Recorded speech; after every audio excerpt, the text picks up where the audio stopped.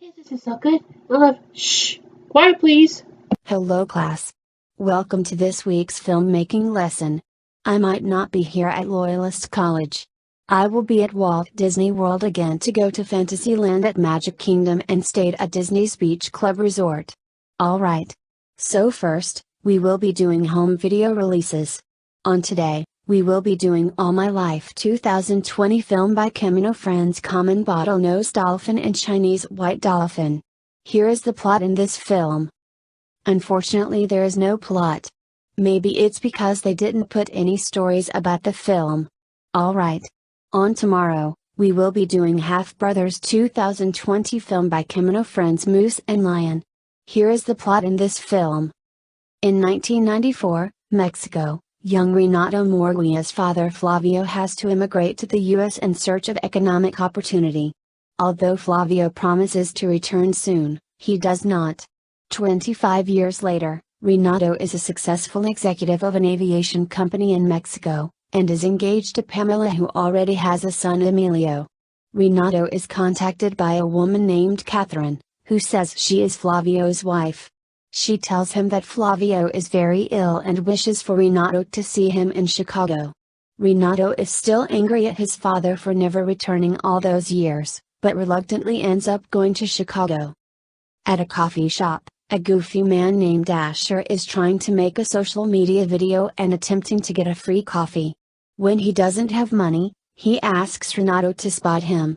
Renato refuses, and when Asher presses him, Renato steps up to order his coffee and pay for all the donuts on the counter. Renato meets Flavio at the hospital for the first time in decades. Asher enters the room and turns out, he is Flavio's son too. Flavio reveals to the two men that they are brothers. Both of them are displeased, but Flavio asks them to do one last favor for him, to look for Eloise, after delivering an envelope to a man named Evaristo. Flavio dies the next day. Renato attends the funeral. Asher tries to convince him to fulfill their father's dying wish, but Renato still doesn't want to. He leaves the funeral but eventually relents and turns around to tell Asher to pick him up the next day from his hotel so they can head out. On the road, Renato falls asleep and wakes up at a goat farm, finding Asher running toward the car with a small goat as three men with rifles chase Asher. The guys make it out of there, but Renato yells at Asher for stopping just for a goat farm. To make matters worse, they're even further away from Evaristo. After the detour, they make it to an old factory where Flavio worked with Catherine, and Renato is stunned to see that they specialized in remote-controlled airplanes. They meet a man who tells them to find Evaristo at a bar. The guys go to the bar and meet Evaristo, who provides them with a key. He speaks to Renato and tells him about how Flavio did everything he could to make enough money and return home. He worked in the factory for a while until he came up with the idea to make the toy planes, which really revitalized the company with help from Catherine. They had a good professional relationship that turned into a one-night stand. Flavio felt guilty for betraying his wife, so he left in the middle of the night to try and make his way back home once he had enough money. Evaristo then gives Renato a box with another envelope that says Mr. B. Before they can learn anything else, Asher forces them to run again when he picks a fight with guys he made a bad poo bet with. The two stop at a motel for the night where they try to solve the next clue in Flavio's envelope. They figure out to go to a pawn shop in Oklahoma City. The guys head out the next day to Oklahoma. They reach the shop and meet Mr. B, the owner, who presents them with Flavio's wedding ring. Mr. B explains to the guys that when Renato was getting ready to return home, he was mugged in a bathroom by two men who saw him take out his money on the bus. Beaten and bloodied, he went to the shop and tried to pawn something off, and Mr. B said he would take the ring. Although Flavio didn't want to give it up, Mr. B offered to buy the ring from him and keep it there until he had the money to buy it back. After Flavio did so, he attempted to cross the border but was arrested and thrown in jail. He got sick afterward, and the guards just dumped him on the side of the road to die. Before learning anything else, Mr. B gives them an envelope for Eloise. Renato is now fed up and just wants to go home. He grabs his bag and heads to an airport, leaving Asher behind. When Renato gets to the airport, He discovers he doesn't have his passport on him. With no other options, he calls Asher to apologize and ask for help. Their final destination is a church. While they have dinner that night, Asher reveals he threw away Renato's passport to stop him from leaving so they can complete their dad's request. Renato flips out on Asher and later locks him in the bathroom so that he can steal the car and get away. However, he becomes remorseful midway through and tries to turn around. Unfortunately, he is stopped and arrested by a Border Patrol officer. Renato is thrown into detention with other undocumented immigrants until he is bailed out the next morning. He briefly stops to look sadly at the other people in there. Renato reunites with Asher in a diner and finds him with a black eye. He tells Renato that the cabin belonged to some rednecks they previously encountered at a gas station that mocked Asher for having the goat, which they also stole and are planning to eat. Renato and Asher return to the cabin and fill the place with gas to knock out the rednecks and save the goat. Renato decides to go to the church. They meet a nun who takes them to a cabinet that requires a code. Renato looks at the envelope with Eloise written on it and then turns it upside down to reveal the number's code. They open the cabinet to find a DVD from Flavio explaining himself to his sons. After being left out by the prison guards, he set out to return home but felt remorseful for leaving Catherine without explanation. When he found her again, she had already given birth to Asher. Not wanting to leave another son behind, he made the difficult decision to call his wife to let her and Renato know that he wasn't going to come home, and that was when Renato stopped caring for him. Flavio goes further and explains that although he did love Asher, he tried to recapture too much of Renato in him and distanced himself when he saw that Asher was totally different. He explains that he loved both of them in hopes that they can not only forgive him but grow as brothers. Both men are moved to tears. The nun then shows the guys that Eloise really is an actual plane built by Flavio to pass down to his sons. Now having a way of getting home, mere hours before the wedding, Renato gets ready to part ways with Asher and the goat. However, he changes his mind and invites them both to the wedding. They fly away together and return to Mexico. Renato and Pamela get married and Renato starts to make a bond with Emilio by having him fly a toy plane. Alright.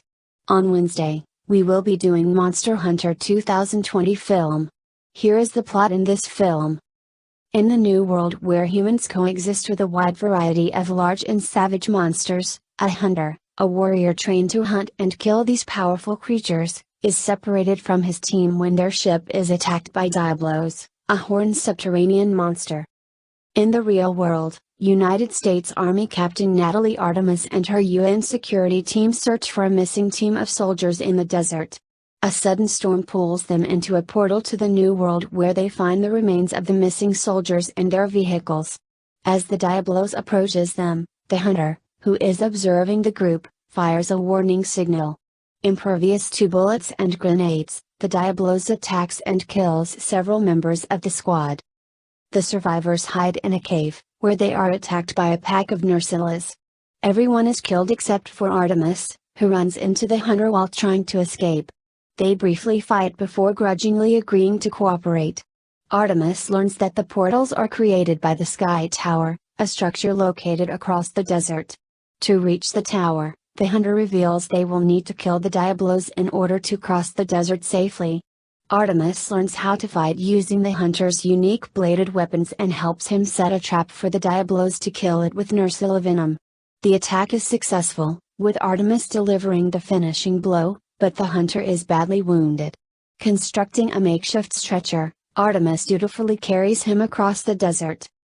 The pair reaches an oasis populated with herbivorous creatures called Ipsaras. When a Rathalos, a fire-breathing wyvern, flies by and causes the Ipsaras to stampede, Artemis and the hunter are rescued by a group of hunters led by their chieftain, the Admiral. The Admiral explains that the Sky Tower was built by the first civilization to inhabit the New World, using the monsters to protect it. Artemis agrees to help kill the Rathalos so she can return home. In the ensuing battle, Artemis falls through the portal, returning to the real world. The portal doesn't close in time, and the Rathalos emerges and begins wreaking havoc. Artemis is able to slow it down long enough for the hunter to slip through the portal and deliver the fatal shot. Though she has the chance to stay, Artemis decides to go back to the new world and remain with the hunters to protect the real world from other monsters. The Admiral approaches her, just before the appearance of another flying monster known as Gormagala. He notes that as long as the portal remains open, there will always be the threat that monsters will pass through to the real world. Artemis concludes that finding a way to take down the Sky Tower is now their primary objective. In a mid-credits scene, Palico, the Admiral's companion, arrives to help fight the Gormagala, while an ominous cloaked figure observes the battle from the top of the tower. Alright. On Thursday, we will be doing She's the Man 2006 film. Here is the plot in this film. Viola Hastings, Amanda Bynes, is a teen girl who plays for Cornwall's soccer team until the team gets cut.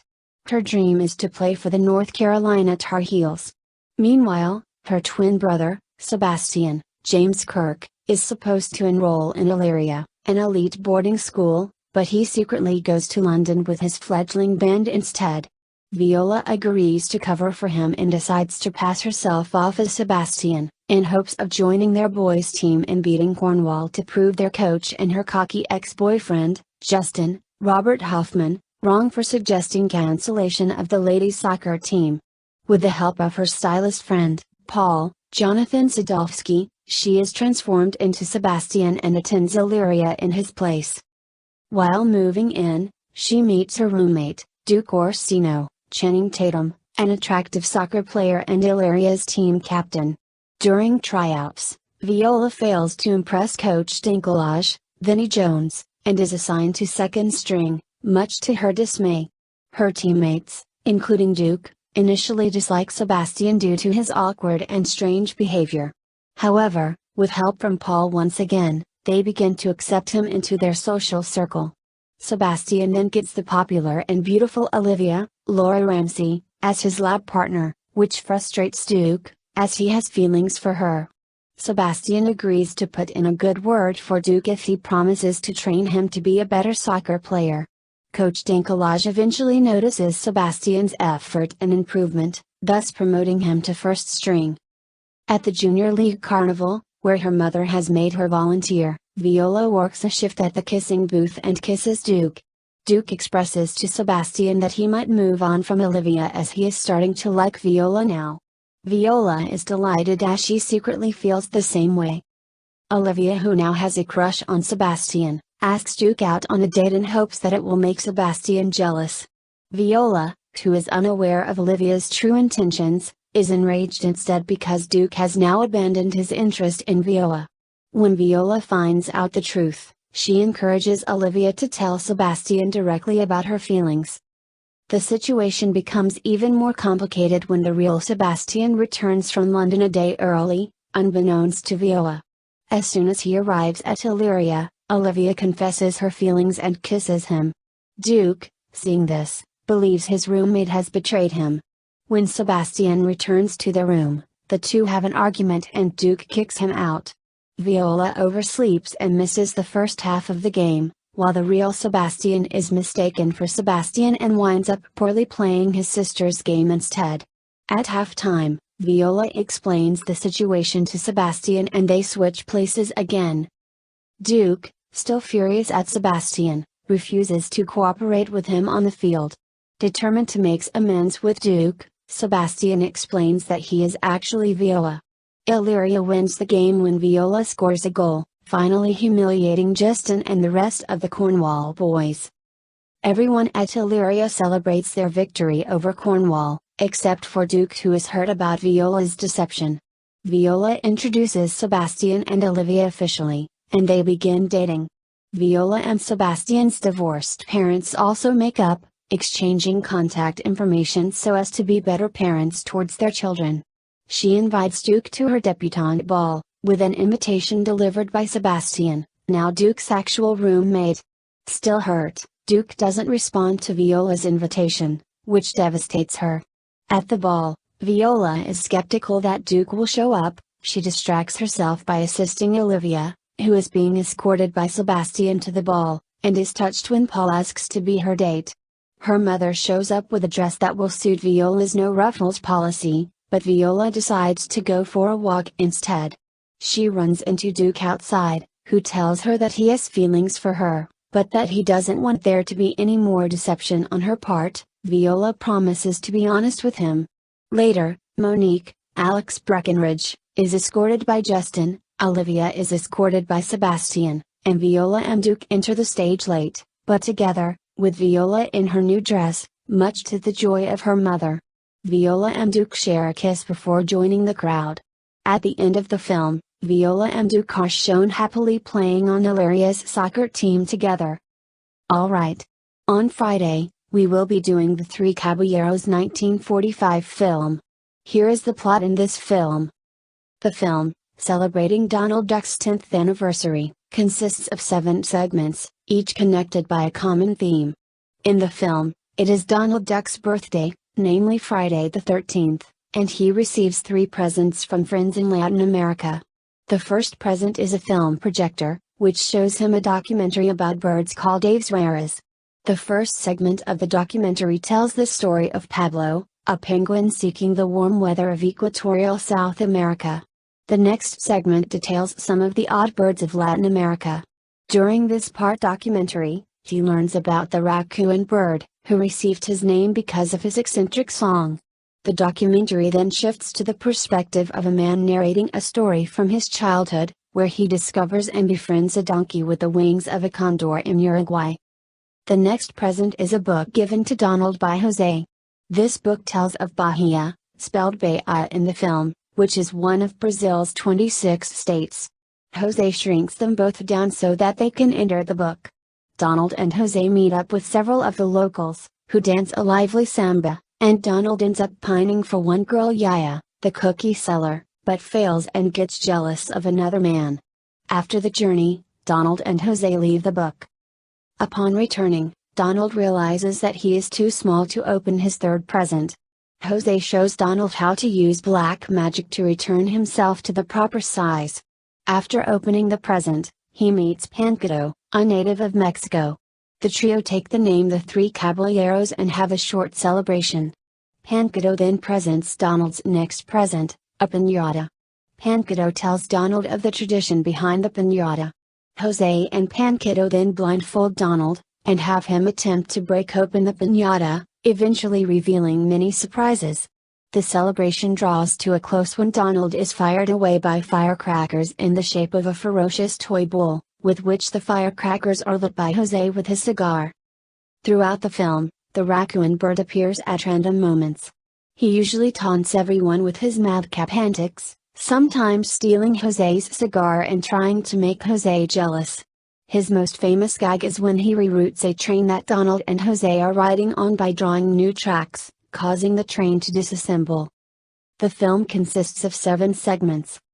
The Cold-Blooded Penguin. This segment is narrated by Sterling Holloway, reproducing images of the penguins of Antarctica. In the segment, a penguin named Pablo is so fed up with the freezing conditions of the South Pole that he decides to leave his home for warmer climates, navigating the long coast of Chile, passing by Lima, the capital of Peru, and Quito, the capital of Ecuador, before landing on the Galapagos Islands. The Flying Gakuto. This segment, with adult narration provided by Fred Shields, involves the adventures of a little boy from Uruguay and a winged donkey, who goes by the name of Burrito, which is Spanish for little donkey. Bahia. This segment involves a pop-up book trip through the Brazilian state of Bahia, spelled Bahia in the film, as Donald and Jose meet up with some of the locals who dance a samba and Donald pining for one of the women, portrayed by singer or Miranda. Las Posadas.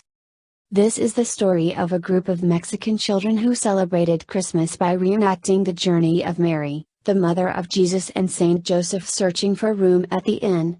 Posada meant inn, or shelter, and their parents told them no posada at each house until they came to one where they were offered shelter in a stable. This leads to festivities including the breaking of the piñata, which in turn leads to Donald Duck trying to break his own piñata as well. Mexico, Pátzcuaro, Veracruz and Acapulco. Gakuto gives Donald and Jose a tour of Mexico City and the country of Mexico on a flying serape, or magic carpet. Several Mexican dances and songs are learned here. A key point to what happens later is that Donald is pining for some more ladies again, tries to hound down every single one he sees, and gain return affections, but once more he fails every time and ends up kissing Jose while blindfolded. You belong to my heart in Donald's surreal reverie. The skies of Mexico City result in Donald falling in love with singer Dora Luz. The lyrics in the song itself play parts in the scenarios as to what is happening as well. Then several imagined kisses lead to Donald going into the love is a drug scene. Donald constantly envisions sugar rush colors, flowers, and Gakuto and Jose popping in at the worst moments, making chaos. The scene changes after Donald manages to dance with Carmen Molina from the state of Oaxaca, from the Isthmus of Tehuantepec. The two dance and sing the song La Zandanka. Carmen begins by singing the song, with Donald quacking out the rest of the chorus with her. The drunkenness slows down for a second after Donald multiplied himself while dancing, but speeds up again when Carmen reappears dressed in a charro's outfit and uses a horsewhip as a conductor's baton to make cacti appear in many different forms while dancing to Jesuita and Chihuahua, a trademark song of the Mexican Revolution.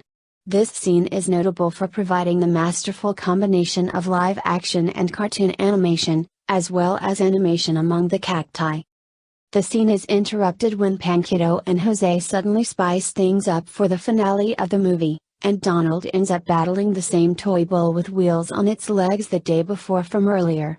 The catch is that it is again loaded with firecrackers and other explosives, following with a fireworks finale with the words "the end" exploding from the fireworks, first in Spanish, fin, in the colors of the flag of Mexico, then the second in Portuguese, fim, in the colors of the flag of Brazil, and finally in English, in the colors of the flag of the United States. Alright. This photo was shown that singer Ori Miranda in the Three Caballeros. That's all the home video releases we got. So second, we will be doing TV series over home video releases. We will continue with Walt Disney Treasures. On today, tomorrow, Wednesday, Thursday and Friday. Okay, did you know what? I think the animatronic scare us away. That was another animatronic was scaring the other students away. Okay, now it's gone. We will be doing Toby Tortoise Returns, The Golden Touch, The Ugly Duckling, Babes in the Woods and The Goddess of Spring. Alright. That's all the TV series over home video releases we got. So third, we will be doing Monkey Pictures and Roman Cow Productions and Donkey Teeth Company shorts. It is about Tom and Jerry Suffering Cats 1943. Here is the plot in the shorts. Jerry runs with a fishing line tied to his tail, which proceeds to retreat. Jerry is pulled under the radiator, through a mouse hole, and towards Tom at the end of the line. When Jerry reaches Tom, the cat makes a face and scares Jerry, causing him to run away. Tom puts a fishing hat on and starts to reel in Jerry again, but the mouse holds onto a bag of jerked beef, forcing Tom to struggle to regain control of the line. As the line returns to Tom, a piece of the bag's label is on the end, stating jerk. Jerry escapes through an open window and runs into an alley cat, Meathead, who is going through garbage cans trying to find lunch. Jerry quickly runs the other way, but then runs into Tom, who is coming towards him. Choosing between evils, Jerry gives Meathead a kiss and hug, plays with his whiskers, and sticks his tongue out at Tom. In retaliation, Tom grabs Jerry and screams at Meathead, who grabs Jerry back and screams much louder than Tom. Knowing he is outclassed, Tom retreats. Meathead makes a Jerry sandwich, but when he adds pepper, Jerry inhales it and sneezes and is propelled away from the bread, and runs into Tom. Jerry now kisses and hugs Tom and snubs Meathead, who grabs Jerry and breaks the bread over Tom's head. Tom then grabs Meathead's whiskers and pulls one of them out. After Meathead locks Jerry in a can, he returns the injury. The two cats fight each other until Meathead, while holding Tom by the ears and fist back to punch him, spots Jerry walking out of the can. Meathead scolds Jerry and points to the can as if to say, "You belong to me, get back in the can." Jerry complies grudgingly, But meanwhile Tom has replaced himself with a flower pot and stolen Jerry. Meathead chases after Tom, but runs into the front gate. In the backyard, Tom sits on Jerry to hide Jerry and shows Meathead the empty sardine can as he comes by. Jerry reveals himself by sticking Tom with a gardening fork and runs away. Meathead attempts to catch him, but Tom has tied Meathead's tail to the garden hose, who is then pulled back into the spigot and rained on. Tom then chases Jerry and catches him near an open window. A pie is sitting on the deck, and Tom holds it out for Meathead to promptly hit. Tom runs away with Jerry, but soon trips into a garbage can and loses Jerry to Meathead. As Tom emerges from the can, he wallops Meathead with a frying pan and flips Jerry in the pan a few times. The mouse escapes and wriggles through a hole in a fence, and when Tom peeks through, he is whacked with a piece of pipe. When the cat sees his opponent arrive, he waves him ahead, and Meathead receives the same punishment. Jerry runs away and disguises himself as an old mouse, using mop bristles in the shape of a gray mustache and beard, presumably similar to the old man of the mountains. Both cats corner him, and that old Jerry points away from himself as if to say he went that way. The two cats shrug, run away, soon realize their error and go back to search the mop. They then look in front of the drain pipe the mouse has hidden in, who ties both cats' tails together and then provokes a chase. The alley cat moves first and drags Tom across the ground, and both cats end up tangled around a tree. Jerry continues running and sets out thumbtacks for the cats to step on. At their speed, they cannot avoid the tacks, but manage to survive the podiatric assault and catch Jerry. After a brief fight, a tree stump with an axe on it catches their eyes and they agree to cut Jerry in half. The alley cat holds Jerry while Tom readies the axe, and as Tom raises the axe over his head, his devilish conscience appears and convinces him that he does not have to share Jerry. He then makes an X on the alley cat's head, which Tom swings for, but stops short, panting at his inability to commit murder. The devil appears again, disgusted, using his famed reasoning to convince the cat that Tom had priorities on Jerry, successfully breaking through to Tom. It is never explained whether an individual encountered the devil in the process. Tom prepares to chop Meathead in half, but the axe blade slides off and instead of being beheaded, Meathead is whacked on the head and a bump forms on the top and goes through his toupee. The incensed alley cat chases Tom and beats him with a stick, Tom screaming and spitting. Meanwhile, Jerry escapes and ducks under the front gate. The cats chase the mouse instead, but crash through the gate with their heads, hands and feet on the front side and their defenseless rear ends hanging out the back. Jerry arrives with a huge smile carrying a wooden paddle, and goes behind the cat's back. He has decided that as punishment for tormenting him, that both cats deserve a good paddling, and uses their compromising position to do just that. Then he brushes off Tom's waiting butt to let him know what is about to happen. Then he takes aim with the paddle, the cats look up to see a sign on the gate saying "Make all deliveries in rear," and Jerry proceeds to hit both of them repeatedly on the bottom that affects their yells of pain.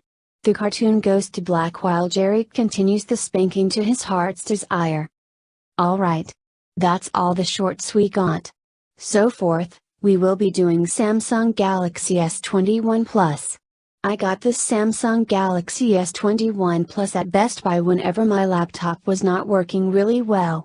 So I have to bring back my laptop when it returns back to normal. The story continues when my gets distracted by clock time and snoring students and teachers. She had peace and quiet and tries to do some English lessons. She gets distracted again whenever she hears the tree branch taps on the window and breaks it apart and closes the window.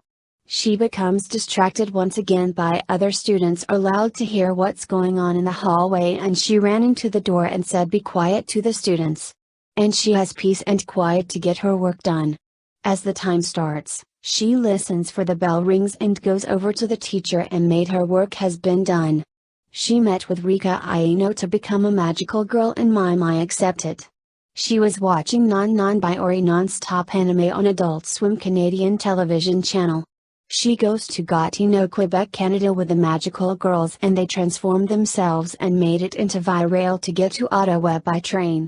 When Mima meets Gaston over that street and she becomes more annoying, like Gaston was going to marry Beatrice for the first time, but she doesn't deserve Gaston and so she slipped the hand into the mud puddle. Mima and the magical girls stayed at their hotel and made it more comfortable in the bed. Alright. That's all we got for today, let's do some work now. Alright, let's do some work now. Hello, guys. Hi. Hi. Hi. Hi. Hi. Hi.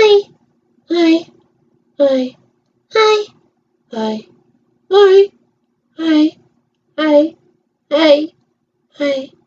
Hi. Hi. Hi. Hi. So, we should probably go to, um, we should probably go to, uh, we should probably go to Walt Disney World again so we can go to, Fantasyland, okay? Yeah, good idea, Makoto. Okay, let's turn off, okay? Okay, good.